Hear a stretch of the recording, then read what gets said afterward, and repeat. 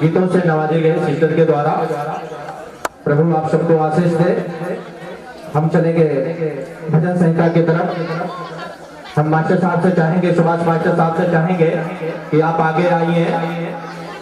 भजन संहिता के लिए आपको अवगत करा गया है।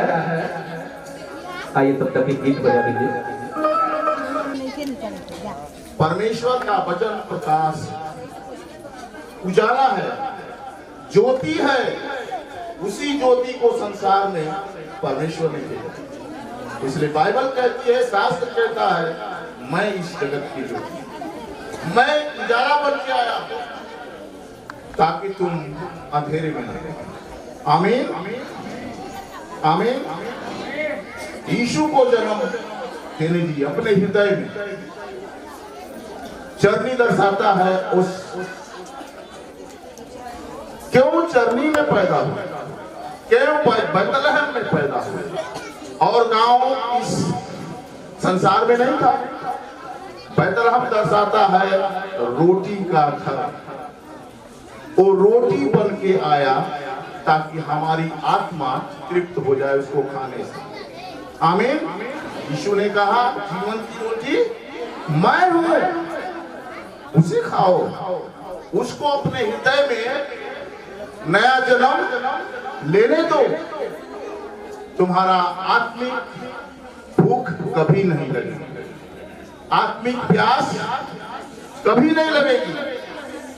परमेश्वर का वचन यीशु रोटी बन गया और उस जर्नी में पैदा हुआ ताकि हम उस रोटी को खाएं, उस रोटी को अपने जीवन में अपनी आत्मिक भूख को मिटाएं। आमीन। पहला क्या ही धन्य है, क्या ही धन्य है उसके, क्या ही धन्य है। कौन लोग धन्य हैं? जो आशीषित लोग, जो आशीषित लोग हैं, आप लोग हैं। क्या ही धन्य है वह पुरुष जो दुष्टों की युक्ति पर नहीं चलता। बस, दुष्टों की युक्ति पर नहीं चलता, गलत लोगों के विचारों पर, सलाह पर, मशवरा पर वो नहीं चलेगा। धन्य है वे आप जो परमेश्वर की व्यवस्था में चलते हैं, परमेश्वर की व्यवस्था, वचन पढ़ते हैं, प्रार्थना करते हैं, दूसरों को सुसमाचार सुनाते हैं। देखो, बड़े आनंद की बात है। यीशु ने कहा था, संध्या करेड़ियों को, सुनो, बड़े आनंद की बात। किसको कहा? पूरे जगत को कहा। बड़े आनंद की बात है। उसके क्रूसिफाइड से हमारा जीवन बदल गया। वो अनुग्रहकारी है, करुणामय है, दयामय है, वो मर्सीफुल है, लव काइंडनेस है। वो आपसे प्रेम करता है, इसलिए उन्होंने जन्म लेकर दुष्टों की युक्ति पर न चलो और न पापियों के मार्ग में खड़ा होता और न ठट्ठा करने वालों की मंडली में बैठता है। न पापियों के मार्ग में खड़ा होता है और न ठट्ठा करने वालों की मंडली में बैठता है। और आगे, परंतु वह तो यहोवा की व्यवस्था से प्रसन्न रहता और उसकी व्यवस्था पर रात दिन ध्यान करता रहता है।